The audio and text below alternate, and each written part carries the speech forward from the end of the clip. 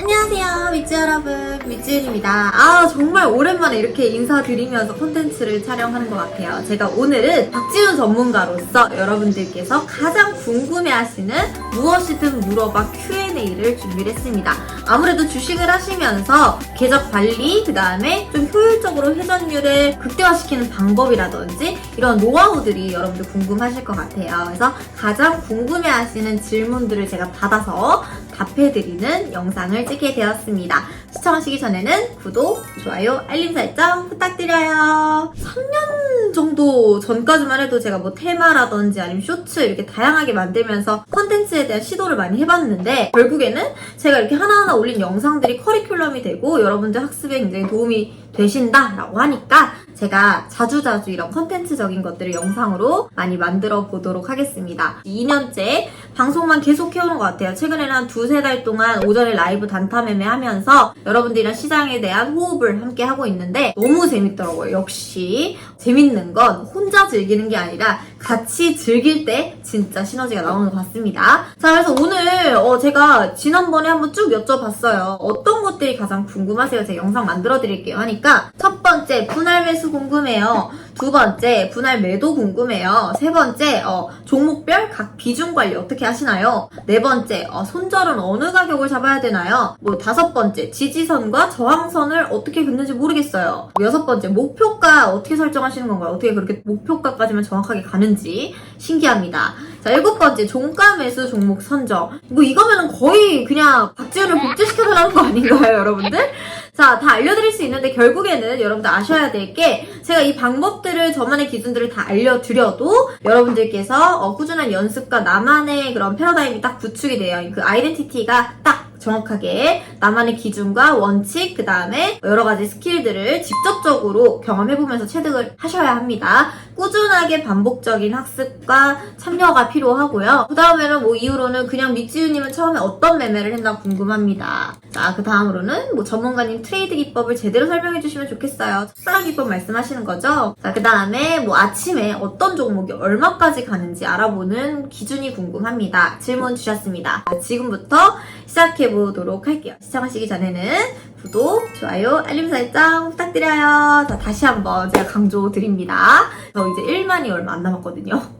1만까지 도와주시기 바랍니다. 자, 일단은 미쯔유님은 처음에 어떤 매매를 했나 궁금합니다. 제 채널의 영상들을 보시면은요, 이것저것 공모주부터 시작을 해서 공매도에 대한 거, 그 다음에 호가 주문 관리라든지 주식에 대한 기초적인 내용들이 제 동영상 컨텐츠로 다 올라가 있습니다. 이 이유는 제가 주식에 대해서 잘 알아서 여러분들께 알려드리려고 영상을 찍은 게 아니고요. 제가 공부를 하기 위해서 주식에 대한 기초적인 부분들을 영상으로 담아내다 보니까 이게 누군가에게는 또 학습할 수 있는 교육 커리큘럼이 되더라고요. 그래서 처음에 매매 같은 경우에도요. 저 같은 경우에는 거래량이라든지 아니면 그 테마 뉴스에 대한 이슈를 굉장히 중요하게 생각을 했고, 그 다음 제가 종목 보는 기준들이 거의 대부분 시가총액이 그렇게 3천억 이상 되는 종목들이 거의 없습니다. 그리고 그 시가총액이 큰 종목들이 움직이는 데 따라 올라가는 후발주들을, 그러니까 각 테마의 소형주들을 많이 공략을 하는 편인데요. 그러기 위해서는 첫 번째 어떤 매매를 했냐라고 하면 저는 맨 처음에 대장주 매매에만 점을 두고 매매를 많이 했었죠. 그러다 보니까 호응이 너무 느린 거야. 그래서 이거를 분류를 했어요. 코스닥, 코스피로 딱 구분을 했을 때 코스피는 거의 대부분 엉덩이가 무거운 종목들이라고 하죠. 코스닥 중에서도 시총이 높고 단단한 종목들 같은 경우에는 한 테마나 섹터의 대자, 즉 아주 큰 덩어리의 움직임이다 라고 생각을 해보시면 될 것 같고, 하지만 항상 시장에서는 가장 강한 종목들은 외곽에 있는 소형주들의 움직임이 가장 크게 폭발적으로 시세를 나타나 주더라. 그래서 저는 소형주들만을 많이 공부를 하기 시작했습니다. 종목들이 어떤 종목들이 있고 이 기업이 어떤 기업이고 이 재무적인 가치, 영업이익, 당기 순위 이런 기본적인 분석을 파헤치기보다는요. 이 지금 뉴스에 이러한 재료가 있는데 이 재료에는 어떤 종목들이 집중을 좀 받는구나. 이 종목까지 엮여서 이 테마로 가는구나 라고 하면서 그 테마에 대한 소형주들을 정리하는 것부터 많이 시작을 했던 것 같아요. 그래서 그 소형주들의 움직임으로써 나오는 뉴스들, 이슈들, 재료들을 좀 짜맞추면서 나만의 마인드맵을 만들기 시작을 했고요. 알고리즘처럼 이렇게 딱 예를 들면 2차 전지라고 하면은 배터리 폭발, 아니면 ESS 에너지 저장 장치, 이렇게 해서 소분류로 테마들이 분류되잖아요. 큰 덩어리에서 빠져나오는 소형주들의 소형 테마들을 알기 시작했고, 그 안에 있는 종목들이 어떤 것들이 있는지 소형주 위주로 저는 공부를 하기 시작했습니다. 그 이외의 부분은 너무너무 차차차차 이어가야 될 부분들이 너무 많은데 이 부분까지 얘기하려면 정말 하루가 정말 다 걸릴 것 같아요. 그래서 저는 처음에 어떤 매매를 했느냐라고 하면은 지금 현재 시장에서 가장 이슈가 되는 트렌디한 테마의 소형 테마, 소형 종목, 그 다음 짜잘짜잘하게 붙는 뉴스들이 어떤 것들이 있는지 종목 찾기에 집중을 했다라는 겁니다. 그래서 우리가 보면은 정말 뭐 성신양의 뭐 엑스페릭스, 정말 듣도 보도 못한 종목들이 막 상한가 가고 그러잖아요. 이 종목들 어떤 기업인지도 모르고, 특히나 뭐 시가총액이 그렇게 높지도 않고 재무 건전성도 좋지도 않고, 그런데 막 상한가야. 그러다 보니까 우리가 이러한 종목들에 대해서 기본적으로 파헤치기보다는 현재 딱 직관적으로 봤을 때 시장에 지금은 이 종목이 이 테마가 핫하다. 그러면 이 관련주들은 무엇이 있느냐라는 것들을 정리하는 그런 반복적인 학습이 좀 중요하다라고 생각이 됩니다. 자, 그 다음에 두 번째, 분할 매수 매도가 궁금해요 라고 하면은 이거는 굉장히 쉬워요. 쉬우면서도 여러분들만의 기준을 좀 찾아가셔야 될 것 같습니다. 예를 들어 제가 1000만원 기준으로 딱 말씀을 드리면은 비중이랑 함께 묶어서 설명해 드릴게요. 1000만원 기준이다 라고 했을 때 한 종목당 진입할 수 있는 그 정규 종목의 비중, 즉 내가 단기적으로 회전율을 높일 건지 아니면은 계좌의 캐파를 넓힐 건지, 그 둘 중에 대한 선택이 일단은 필요하고요. 그러려면 내 투자 성향이 단기적인 투자형이냐 아니면 공격적이느냐, 내 투자 성향이 공격형, 안정형, 이 두 가지 중에 어떤 건지를 미리 파악을 해야겠죠. 그래서 예를 들어서 공격형이다 라고 하면은 단기적인 종목에 조금 초점을 맞추시는 게 좋고, 아니다 나는 안정형이다 라고 할 경우에는 호흡이 느리더라도 조금씩 안정적인 구간에서 모아가는 매매를 하시는 게 좋겠죠.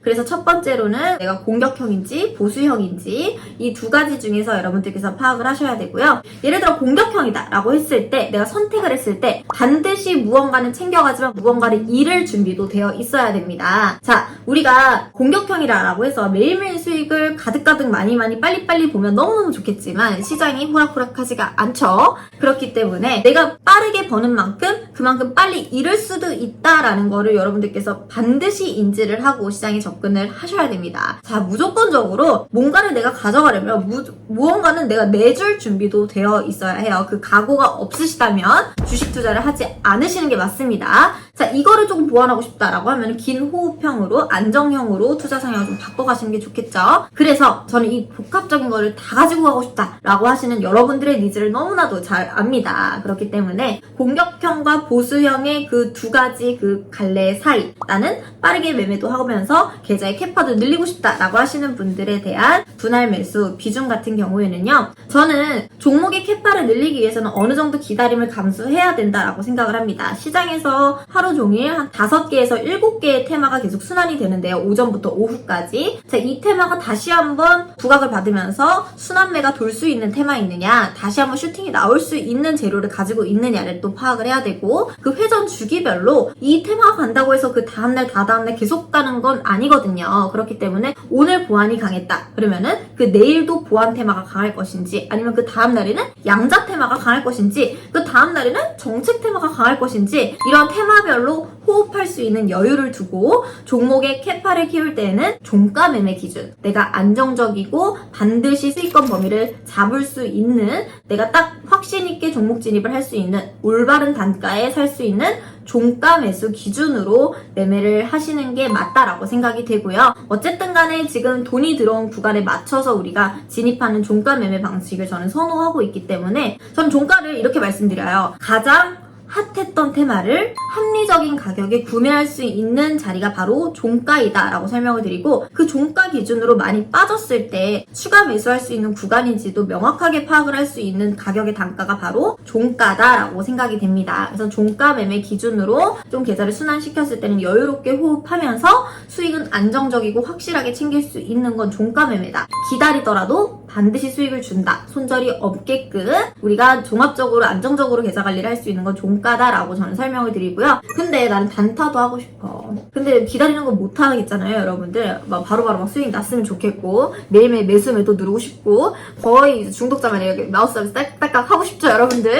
자, 여러분들의 니즈를 너무 잘 알고 있기 때문에 저는 딱 오전장 단타를 할 때는 내 전체 계좌 비중이 3%에서 5% 정도로만 약간 마음가짐 자체를 프레쉬하게 나 오늘은 커피값만 딱 벌어야지 단타로. 나 오늘은 단타로 딱 그냥 치킨값만 벌어야겠다. 라든지 이렇게 소소하게 챙길 수 있는 트레이딩 능력. 무조건적으로 마인드 세팅 자체가 나는 오전에만 돈 벌 거야 라고 적극적으로 시장에 임하시면 안 돼요. 절대로. 오전장 같은 경우에는 변동성이 크기 때문에 아무래도 전업 트레이딩을 하시는 분들 같은 경우에는 나름의 노하우나 스킬로 오전장에만 대응하시면서 계좌를 키워가시는 분들도 물론 계시겠지만 거의 대부분의 제 영상을 보시거나 저랑 함께 하시는 분들은 다들 본업이 있으시고 추가적인 재테크 수단으로 주식 투자를 하시는 것이기 때문에 무조건적으로 수익에 대해서 공격적인 것보다는 보수적으로 내 돈을 잃지 말자가 기본 베이스로 깔려 있으셔야 됩니다. 그래서 자, 직장인분들 같은 경우에는 딱 종가에만 매수해서 내가 원하는 목표 가격까지 파는 연습으로 수익을 습관화하시는 게 중요하다라는 게 제 첫 번째 포인트고요. 그렇다면 종가 매수의 비중은 얼마나 가져가는 게 좋을까요? 궁금하시겠죠?